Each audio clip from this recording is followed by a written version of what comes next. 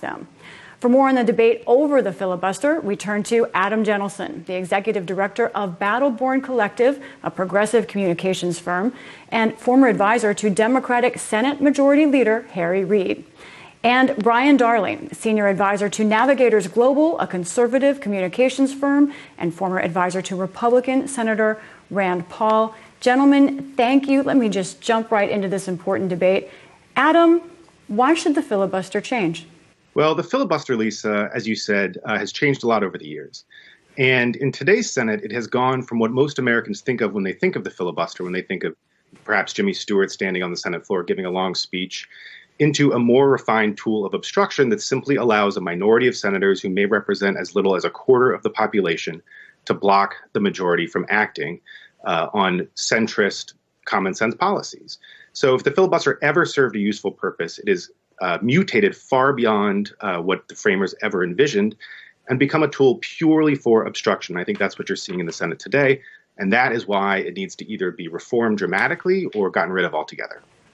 Brian, to Adam's point there, the filibuster, the supermajority, is not in the Constitution. Why should it stand? Well, the Senate serves a very important function. It was created by our founders to represent the states. And we live in a republic, a democratic republic. And over the years, the Senate has had a tradition of extended debate. It's something called the filibuster. It serves to keep the Senate in its function as a deliberative body, a body that promotes independence and moderation and free speech. And as you know, Democrats and Republicans have both shifted talking points in this. But I think that most people who have served in the Senate and respect the Senate love the idea of extended debate, like the idea of having senators have the opportunity to slow the whole process down and let the American people get involved in the legislative process. Adam, what about Brian's point there, that this preserves the Senate as a place of thoughtful, meaningful debate? I think that's a nice theory, but in practice, that's not how it works at all. If anybody were to turn on C-SPAN 2 any day of the week or to go to the Senate, they would see that's not what happens. Nobody is ever on the Senate floor debating. Nobody is ever there having a thoughtful exchange of ideas. What you would see is an empty, paralyzed chamber, and that is because of the filibuster. If the filibuster ever did serve a useful purpose, it was to foster that kind of debate, and that's why I favor a return to the talking filibuster, the Jimmy Stewart-style filibuster where senators are actually on the floor. But what the framers intended, to Brian's point about the Senate being a place to protect minority input, they did believe it should be a place to protect minority input, but they also believed that there was a careful balance to strike between protecting minority input and allowing the minority to block the majority altogether. And they were very clear in no uncertain terms that they did not believe that a minority of senators should have the ability to block the majority. They thought the minority should be able to debate, have input, as Brian said, to bring the public into the discussion. And that could go on for days, weeks, even months sometimes.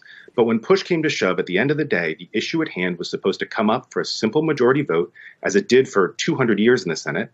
And that's what the framers believed. What we have today is a Senate where the filibuster has tipped it from deliberation into dysfunction. And that's why we need to go back to the traditions of the past, where you have senators actually debating instead of just allowing a minority of senators to block whatever the majority wants to do with barely even raising a finger and certainly never having to go to the Senate floor to debate the issue.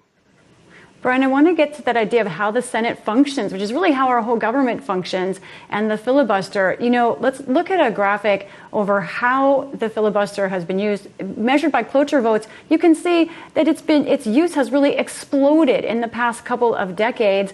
But at that same time, so is partisanship. The increased use of the filibuster hasn't made people be more bipartisan. How do you answer that idea that the Senate is dysfunctional and that the filibuster as a political tool is part of it? Well, I think we all agree that there's dysfunction in the Senate. There's dysfunction in Congress as a whole. And I don't think changing the rules is going to solve that problem. You look at the Biden administration, they've actually passed significant legislation. They passed a bipartisan infrastructure bill. They passed a COVID relief package early in the Biden presidency, and they also hiked the debt limit. So they have passed significant pieces of legislation. They've extended funding for the government through a continuing resolution. So we can say that the Senate is broken, but I think the problem is that many want to put through legislation. It's very controversial. It's highly partisan. Like this voting reform bill. And that's something that it doesn't appear that all Democrats are on board with changing the rules to do that. Brian, it seems like everyone here agrees that there's a problem in how Congress is working, that it's broken. I know you feel that way, but would you support something like a talking filibuster that Adam's talking about, some kind of reform? I think that if senators were to take the floor and be forced to give speeches and hold the floor, I might support that, but I don't support it being done the way it's being done now. But it should be a bipartisan change. It shouldn't be done by throwing the rules out the window and claiming that they're unconstitutional. Adam, one quick last question for you. Some Democrats are nervous. If you do this, Democrats will actually be harmed when Republicans, as often happens, the Senate changes hands, Republicans take over, that Democrats would regret this change. Given the history here, Mitch McConnell, when he was majority leader under President Trump, was very quick to do away with the filibuster to confirm Supreme Court nominees. So the first time it became an issue for him, he did away with it with a flick of his wrist. Mitch McConnell, some may also recall, also led the fight to end the filibuster under President George W. Bush in 2005. So I think relying on Mitch McConnell and Senate Republicans to keep the filibuster in place when it no longer serves their advantage is not a smart strategy for Democrats. Adam Jenelson, Brian Darling, a very important debate and good thoughts from both of you. Thank you. Thank you.